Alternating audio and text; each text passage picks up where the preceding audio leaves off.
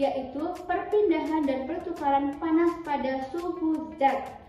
Ada beberapa cara perpindahan dan pertukaran panas pada suhu zat. Di antaranya dikenal sebagai 1. Konduksi atau hantaran, 2. Konveksi atau aliran, 3. Radiasi atau pancaran. Percobaan pertama, konduksi atau hantaran.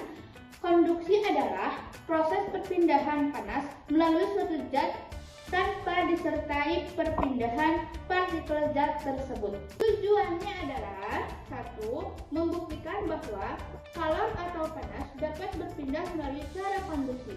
2. Mengetahui beberapa bahan sebagai konduktor panas yang baik. Di sini kami menggunakan lilin, korek api, tembaga, kuningan, besi, aluminium, dan cakram konduksi. Sebagai pengganti cakram, kami menggunakan toples bekas biskuit. Langsung saja ke Untuk selanjutnya, kita langsung saja ke prakteknya. Terlebih dahulu, saya akan menyalakan lilin putih ini. Kemudian, kita akan meletakkan sampel masing-masing di atas lilin tersebut secara bersamaan. Nanti kita akan lihat dari keempat sampel tersebut manakah yang akan terlebih dahulu menghantarkan panasnya. Kita mulai. Kira-kira antara tembaga, kuningan, besi, dan aluminium akan menghantarkan panas yang lebih baik itu yang mana?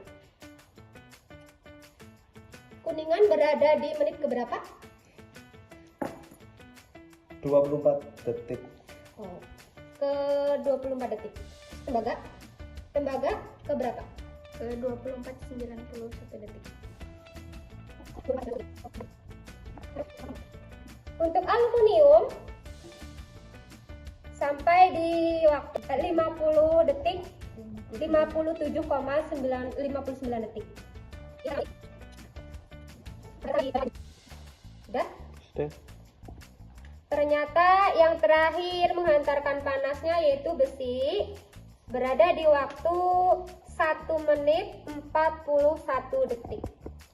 Berdasarkan hasil praktikum ini bisa dilihat sampel yang menghantarkan panas paling bagus adalah kuningan, yaitu berada di waktu 24 detik. Sedangkan untuk yang tercepat kedua adalah tembaga, yaitu berada di 24,91 detik. Kemudian yang ketiga ada aluminium berada di waktu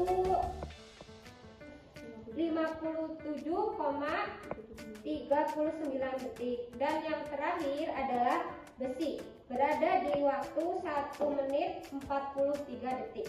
Kesimpulannya adalah berdasarkan hasil praktikum dapat disimpulkan bahwa konduksi merupakan perpindahan panas yang terjadi melalui benda padat tanpa disertai perpindahan zatnya.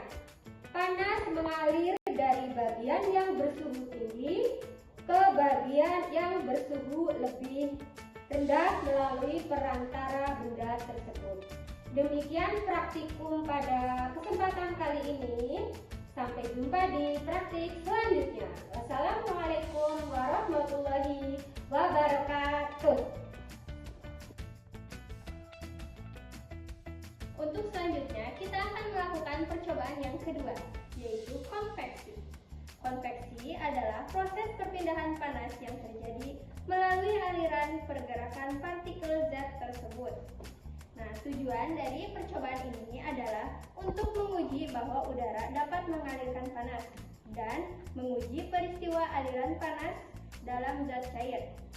Adapun alat dan bahan yang kami gunakan yaitu kertas, gelas stainless, air, dan lilin. Selanjutnya praktek.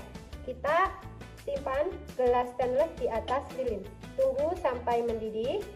Setelah mendidih, kita masukkan kertas itu untuk membuktikan adanya aliran panas yang terjadi pada air yang dipanaskan. Kita tunggu sampai mendidih dulu. Kita buka dan di situ sudah terlihat adanya gelembung air yang menandakan bahwa air tersebut sudah mendidih. Kemudian akan saya buktikan dengan kertas yang kita simpan di dalamnya. Di situ bisa terlihat kertas-kertas tersebut berputar, itu menandakan adanya perpindahan partikel dari ke bawah menuju ke atas, yang menandakan adanya aliran dari panas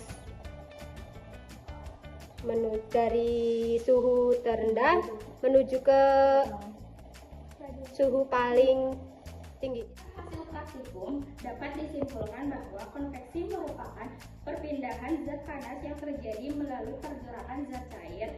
Zat yang menerima panas akan bergerak dari bagian bawah ke atas, sehingga terjadi aliran yang menyebabkan panas perpindahan. Demikian praktikum dari kami, sampai jumpa di praktikum selanjutnya. Wassalamualaikum warahmatullahi wabarakatuh. Selanjutnya, kita akan melakukan percobaan yang ketiga, yaitu radiasi. Radiasi adalah proses perpindahan panas dari suatu benda ke benda yang lain tanpa memerlukan zat perantara, melainkan melalui gelombang elektromagnetik. Tujuan dari percobaan ini adalah untuk membuktikan bahwa pancaran radiasi terjadi tanpa memerlukan zat perantara dengan melakukan percobaan termoskop. Adapun alat dan bahan yang kami gunakan yaitu ada korek api dan lilin. Langsung saja kita mulai ke prakteknya. Terlebih dahulu saya akan menyalakan lilin yang satunya.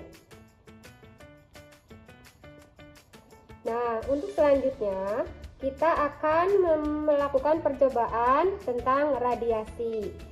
Mula-mula kita dekatkan lilin yang satunya lagi ke lilin yang menyala, tapi tidak langsung menyentuh ke apinya. Kita buktikan bahwa radiasi atau pancaran dari api lilin akan mengenai lilin, sehingga lilin yang tidak menyala itu akan meleleh.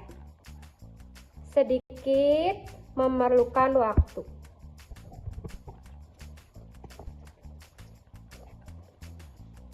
Suhu berada di sekitar lilin juga terasa hangat, itu menandakan adanya radiasi atau perpindahan panas tanpa melalui zat perantaranya atau dengan gelombang elektromagnetik, dan dibuktikan dengan lilin yang meleleh di samping lilin yang menyala.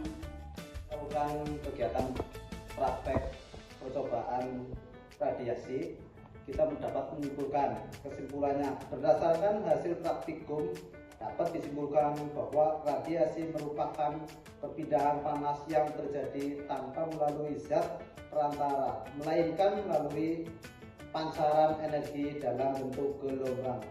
Panas dapat berpindah langsung dari sumber panas ke benda lain meskipun tidak bersentuhan langsung. Demikian praktek dari kami.